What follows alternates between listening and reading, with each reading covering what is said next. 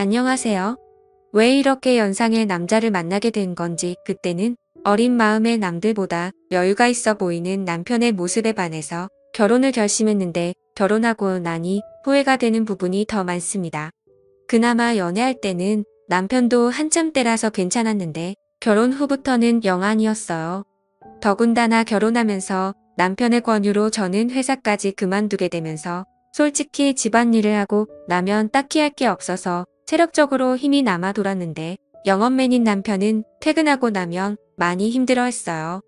그리고 퇴근 후에는 술 약속이 뭐가 그리 많은지 허구한 날 술에 떡이 돼서 일어나지 않는 남편을 보고 있으면 날이 가면 갈수록 불만은 더해졌습니다. 그나마 자녀 계획 때문에 결혼 2년 차까지는 남편과 저는 애를 많이 썼습니다. 하지만 아무 소식도 없어서 찾아간 병원에서 남편이 씨 없는 수박이라는 걸 알게 되어버렸고 그날 이후로는 그나마 주기적으로 하던 노력도 없어지고 말았죠. 남편은 아무런 생각이 없는 건지 제가 먼저 어떻게 해보려고 하면 가족끼리는 그런 거 하는 거 아니라면서 은근슬쩍 방으로 들어가고는 하더라고요. 아이도 못 가지는 상황까지 되고 나서 생각이 많아졌습니다. 정말 이럴 거면 회사는 왜 그만뒀는지 그리고 이렇게 나이 많고 체력도 좋지 않은 남자랑은 왜 결혼을 한 건지 후회가 되었어요. 사실 저는 회사 일을 정말 좋아했거든요. 결혼 전부터 남편이 결혼하고 나서는 여자는 집안 살림하면서 애를 키워야 한다는 말에 가스라이팅을 당해서 저도 모르게 회사를 그만두기는 했지만 저는 나름 제가 다니던 회사에 애착도 많이 있었습니다. 중소기업이긴 했지만 회사에서 남직원들보다 훨씬 더 일을 척척 잘 해내는 제 모습이 너무 좋았고 여자라고 승진을 시켜주지는 않았지만 제게 기대를 걸어주는 사람들이 많았거든요. 심지어 부장님이나 부사장님까지도 저를 좋게 봐주셔서 저한테 이런저런 남자들을 소개를 시켜주거나 그런 일도 종종 있고는 했어요. 당시에는 남편과 연애를 하고 있었음에도 저는 그런 소개 자리를 거절하지는 않았습니다. 더욱더 안타까운 건 남편보다 조건이 좋은 남자들도 많았지만 그 당시에는 남편보다 저를 만족시켜주는 사람은 없었거든요. 그랬던 남자가 지금에 와서는 왜 저 모양 저 꼴이 된 건지 정말 밤마다 짜증이 납니다. 이혼 사유가 될 수 있다는 말이 거짓말이거나 지어낸 건지 알았는데 그게 아닌 것 같아요. 진짜 미리 알 수만 있었더라면 현재의 남편을 고르지 않고 다른 사람을 고르고 싶다는 생각뿐입니다. 그래도 남편은 저한테 상냥했어요. 8살 연하의 와이프라 그런지 저를 공주대하듯 대해줬고 자기 때문에 직장까지 그만둔 저에게 물심양면으로 지원을 해줬습니다. 딱 부부끼리에 그거 하나 빼고 다 잘해줬어요. 솔직히 이렇게 친절하거나 그러지라도 않았다면 아마 진작에 이혼을 했을 수도 있었겠네요. 말씀드렸다시피 저는 일 처리도 정확하고 배우는 것도 빠른 사람이었어요. 어차피 저는 전업주부로 평생을 살아야 할 팔자가 되어버렸는데 집에서만 있는 건 제게 정말 고역이었습니다. 계획적이고 손도 빠른 편이라서 집안일이 아무리 많아도 점심때가 되기도 전에 웬만한 건 다 끝내서 딱히 집에서 할 게 없었고 무료했어요. 그 시간을 활용해서 저를 위해 쓰면 더 좋은 삶을 살 수 있겠다고 스스로를 위안하면서 밀렸던 독서도 해보고 싶은 공부도 해봤지만 밀려오는 부족함은 채워지지가 않았어요.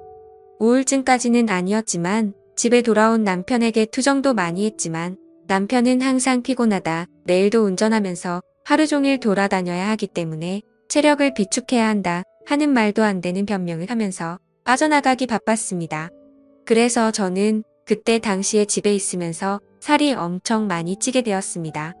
결혼 전에는 남편도 첫눈에 반하게 만들고 여기저기 직장 동료들한테 소개팅도 받아서 다니고 하면서 나름 남자 여럿 올리던 미모가 있었는데 집에만 있고 외출을 하지 않으니 화장도 안 하게 되고 살이 많이 찌게 되면서 결혼하기 전에 입던 옷들은 사이즈가 맞지 않아 입지도 못하게 되고 점점 제가 매력이 없어지는 것 같았습니다.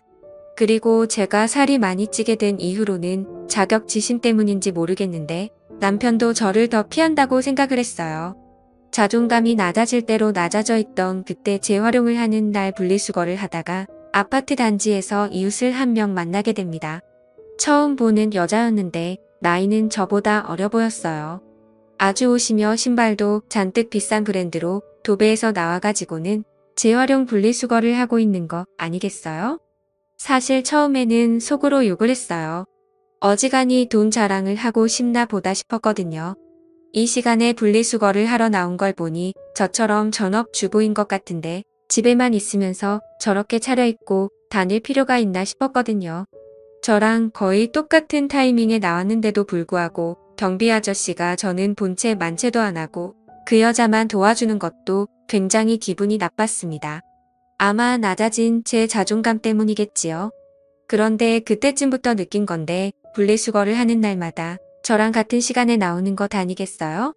그런데 나올 때마다 입고 있는 옷이며 신발이면 매번 다른 걸 입고 나오는 겁니다.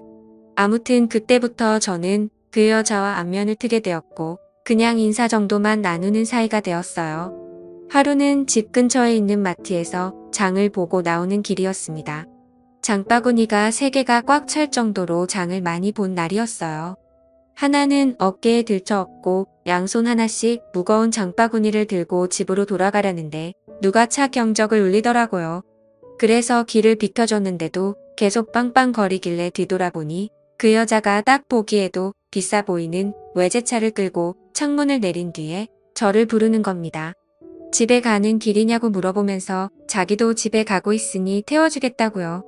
솔직히 조금 자존심이 상했습니다. 차 안에 탔는데 그 여자와 제가 비교가 많이 되었거든요. 빛과 번쩍한 외제차에 그 외제차만큼 고급져 보이는 명품들 풀메이크업을 하고 머리까지 윤기가 철철 흐르더군요. 그에 비해 저는 그냥 누가 봐도 동네 아줌마 같아 보이는 평범한 복장에 슬리퍼를 신고 있었고 머리는 그냥 관리하기 편하게 적당히 촌스러운 파마를 하고 있었으니 말이죠. 괜히 차를 얻어 탔나 싶었습니다. 그리고 저는 제가 솔직히 그 여자가 그렇게 자기의 재력과 아름다움을 뽐내면서 자존감을 채우는데 이용된 희생양이라고 생각했어요. 정말 짧은 시간이었는데 오만 가지 생각이 다 들더라고요. 나도 저렇게 예쁘고 꾸미고 있었더라면 남편이 나를 피하게 되지 않지 않았을까 하는 생각도 들고 눈물이 막 나기 시작해서 그 자리에서 울어버리고 말았습니다. 제가 막 우니까 그 여자도 당황을 하더군요. 왜 우냐고 하면서 저를 달래줬어요.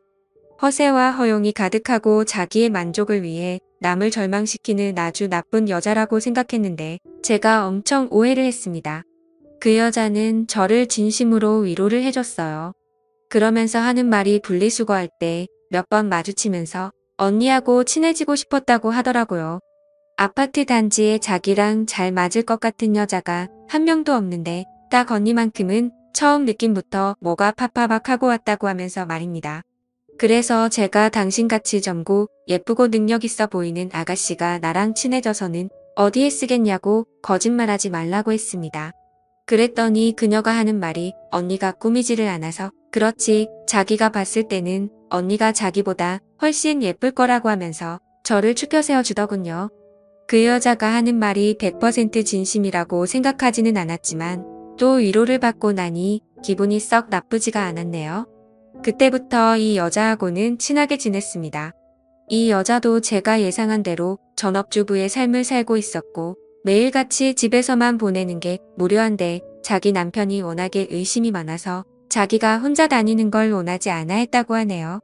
그래서 그 여자는 그 여자 나름대로 같은 아파트에 사는 이웃 중에 자기와 잘 맞을 것 같은 사람을 찾아다녔던 겁니다.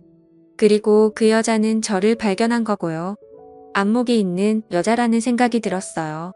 제가 그 당시에 꾸미는 것도 포기하고 살도 많이 쪄 있는 상황이었지만 왕년에는 엄청 잘 나갔었다는 거를 본능적으로 눈치를 채고 있었던 거잖아요. 아무튼 제 인생은 그 여자를 만나면서 급박하게 변하게 되었습니다. 그 여자를 따라다니면서 동네에 있는 헬스장도 다니고 요가도 배우고 관리도 받으며 잃어버린 저의 미모를 다시 되찾기 시작했어요. 적당히 관리하기 편한 꼽을 머리도 그만두고 미용실에 가서 관리도 받아보고 옷도 후줄근해져서 목이 늘어난 티셔츠는 다 가져다 버리고 그 여자만큼 비싼 브랜드 옷을 사지는 못했지만 적당히 괜찮은 옷들로 제 옷장을 다시 채워나갔습니다. 그리고 제가 관리를 받으며 살이 빠지기 시작한 그때 드디어 각방을 쓰던 남편도 혼자 자니까 너무 춥다며 방으로 돌아왔습니다. 남편이 다시 저를 여자로 봐주면 기쁠 거라고 생각했는데 하나도 기쁘지가 않았습니다. 느릿느릿한 거북이인 저와 결승점까지 전력 질주를 하는 토끼 같은 남편이었거든요. 동화 속 토끼는 결승점에 다다르기 전에 잠깐 쉬었다라도 가지. 결승점까지 혼자 전력 질주를 해버리니 느릿느릿한 거북이는 결승점까지 한참 남았는데도 그 차이가 너무 커져버리니 혼자 꾸역꾸역 끝까지 가는 것보다 그냥 경기를 포기하게 되더라고요. 그날 이후로 제 옆으로 돌아오려는 남편이 정말 꼴보기가 싫었어요. 그래서 코를 고는 소리가 너무 시끄러워서 잠을 못 자겠다고 다시 혼자 쓰던 방으로 돌려보내버렸습니다. 그 이야기를 같이 다니게 된 그 여자에게 했더니 100번 1000번 잘한 거라고 하면서 언니가 빨리 자존감을 찾은 것 같아 다행이라며 제 편을 들어줬습니다.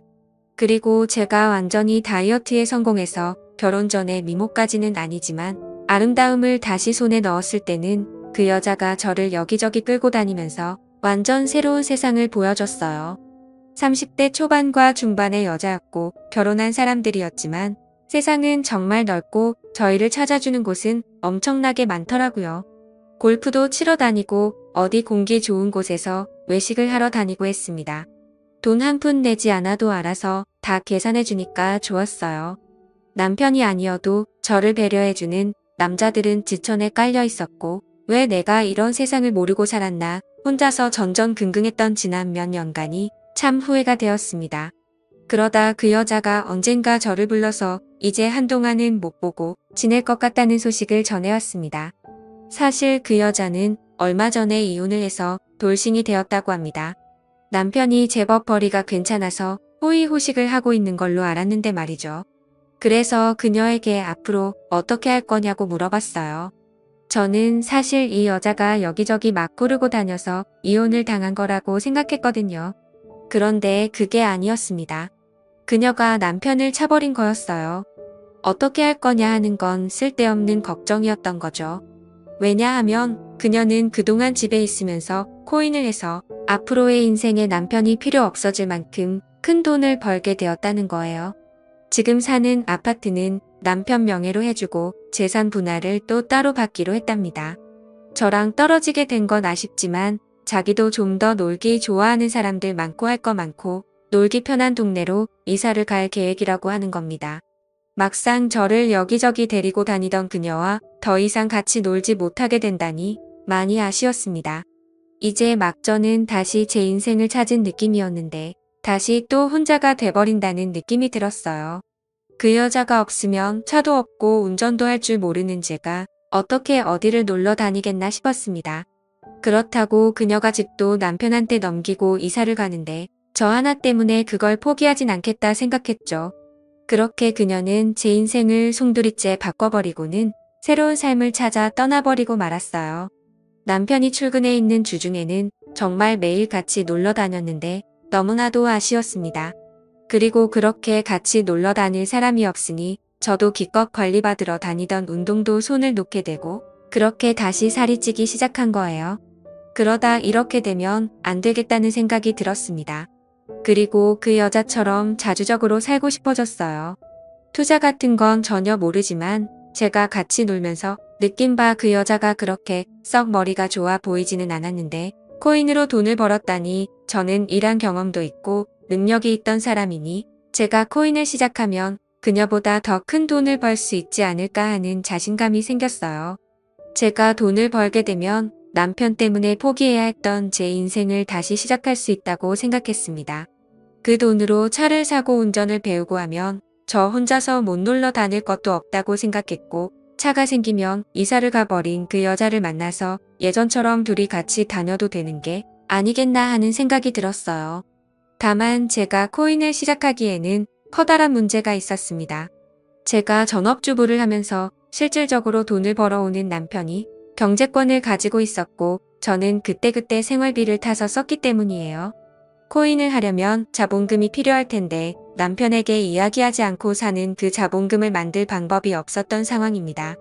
은행 대출부터 여성 전용 대출 같은 사금융권까지 알아보다가 아무리 그래도 리스크가 있는 투자인데 빚을 내면서 하는 건 아닌 것 같다는 생각이 들어서 차라리 남편한테 솔직히 말하고 허락을 받아내겠다는 생각을 했습니다.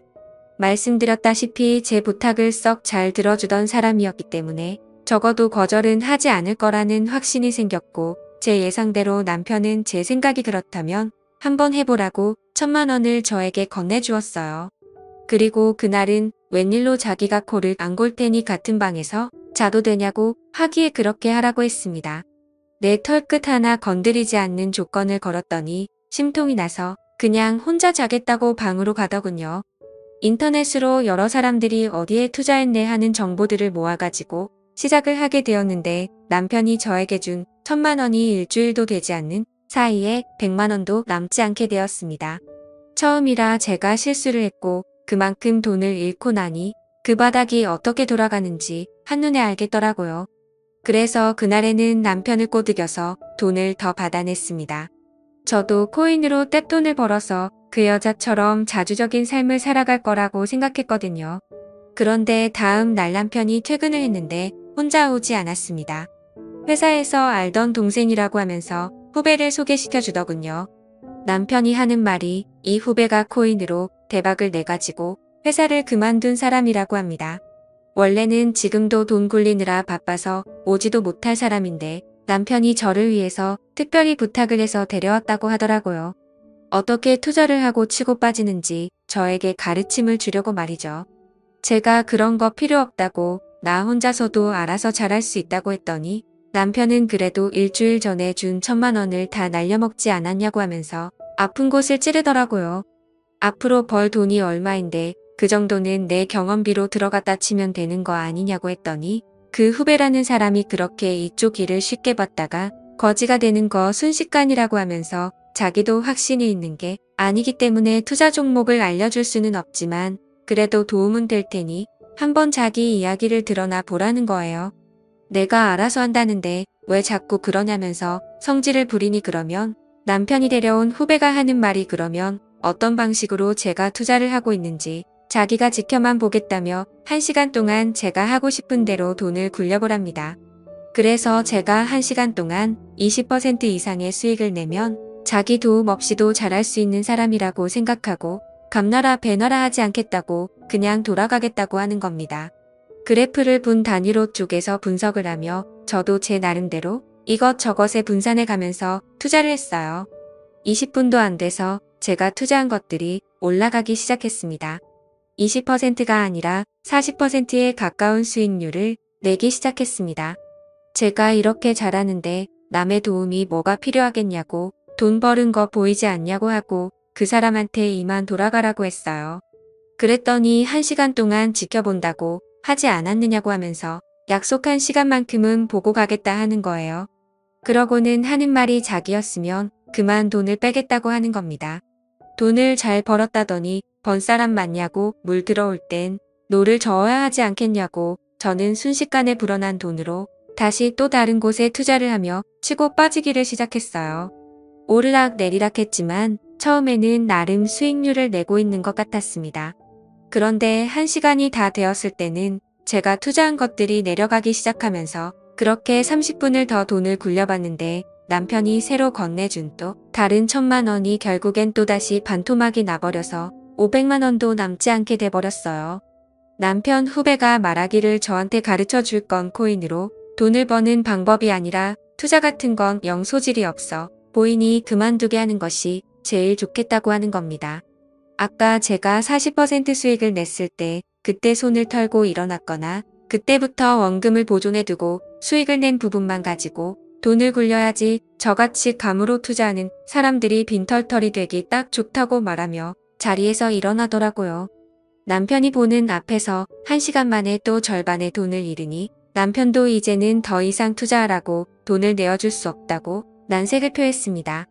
대신 남아있는 돈은 제가 자유롭게 써도 된다고만 해줬을 뿐이에요.